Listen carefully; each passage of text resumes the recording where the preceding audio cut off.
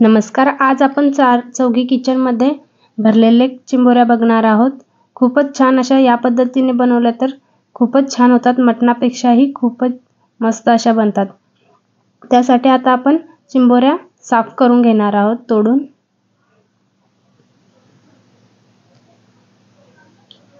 जिवंत चिंबोऱ्या आहेत.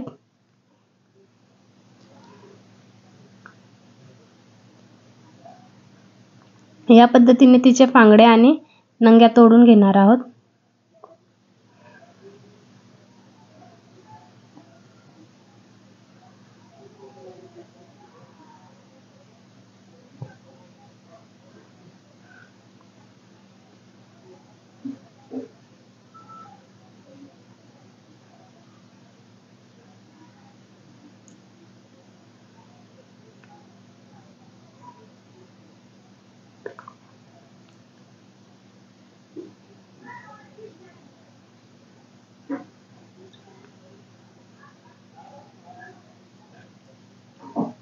आपल्या चिंबोऱ्या तोडून झालेल्या आहेत. आता ह्या आपण धुवून घेणार आहोत 2 ते 3 पाण्याने. छान चिंबोऱ्या आपल्या धुवून झालेल्या आहेत. आता ह्या फोडून घेणार आहोत.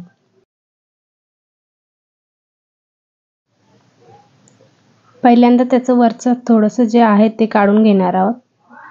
त्यानंतर त्याचा मांदा काढून घेणार आहोत.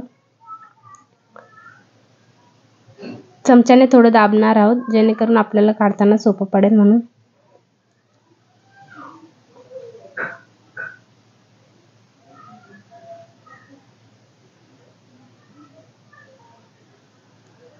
ह्या पहा, या पद्धतीने फोडून घेतलेल्या आहेत.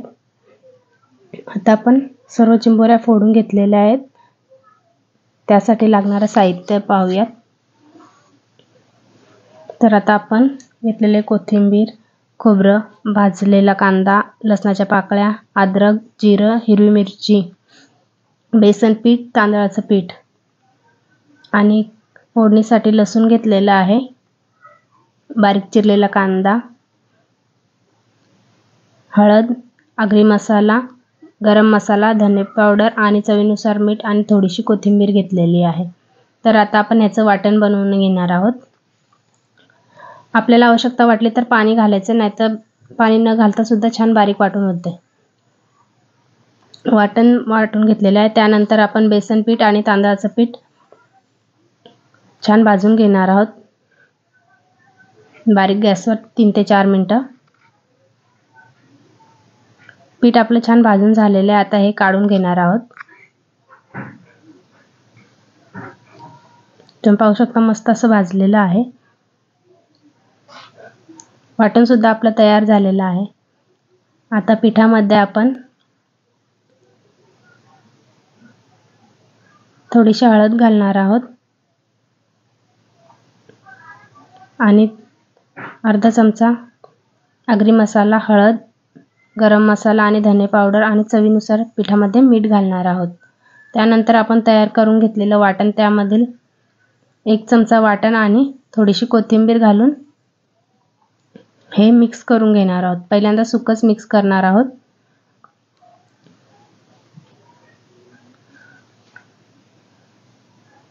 त्यानंतर त्यामध्ये थोडं पाणी घालणार आहोत आपण, अगदी 2 ते 3 चमचे, आणि हे मळणार आहोत.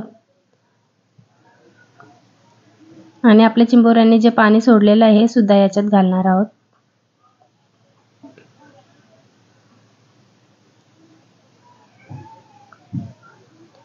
आणि याचा घट्ट गोळा मळून घेणार आहोत. गोळा आपल्याला घट्ट मळायचा आहे, पीठ पातळ नाही करायचं. छान घट्ट गोळा मळून झालेला आहे आपला. या पद्धतीने आता आपण हे चिंबोऱ्यांमध्ये भरून घेणार आहोत.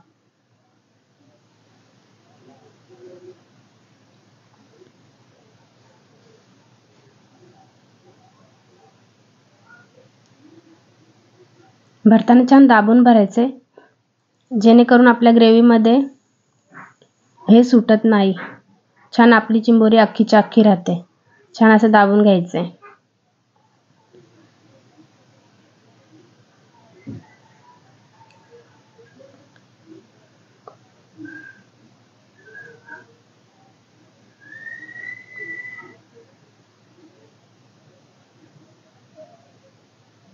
याच पद्धतीने सर्व चिंबोऱ्या भरून घेतलेल्या आहे। उरलेलं पीठ आपण पांगड्यांना सुद्धा लावलेलं आहे, किंवा तुम्ही याचे गोल गोळे बनवून सुद्धा ग्रेव्हीमध्ये सोडू शकता। चला तर आता फोडणीची तयारी करूयात। कढईमध्ये तेल गरम करून घेतलेले आहे, त्यामध्ये लसूण, बारीक चिरलेला कांदा छान गुलाबी होईस्तोपर्यंत शिजवून घ्यायचा आहे। कांदा छान शिजला की त्यामध्ये आपण घेतलेला आगरी मसाला, हळद, धने पावडर आणि गरम मसाला हे घालून परतून मसाला तेलामध्ये परतून घेणार आहोत। त्यानंतर आपण तयार केलेलं वाटण सुद्धा तेलामध्ये मस्त असं अर्धा मिनिट शिजवून घेणार आहोत।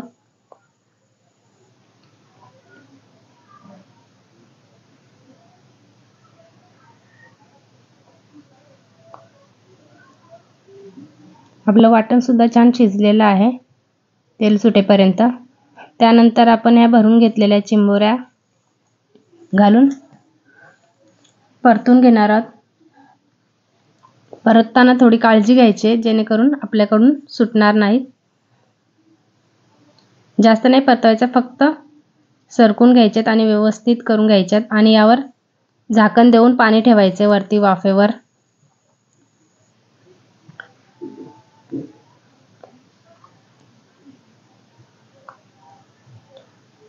दोन ते 3 मिनिटं झालेले आहेत। आता हे वाफेवर ठेवलेलं 1 ग्लास पाणी हेच यामध्ये घालायचं आहे। आता गॅस मोठी करून छान उकळी येऊन द्यायची आहे।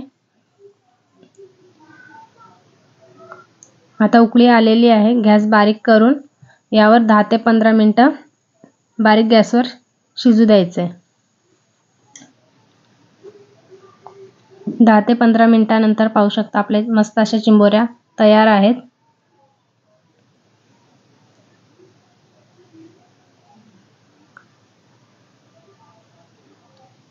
यावर वरतून कोथिंबीर घालूयात।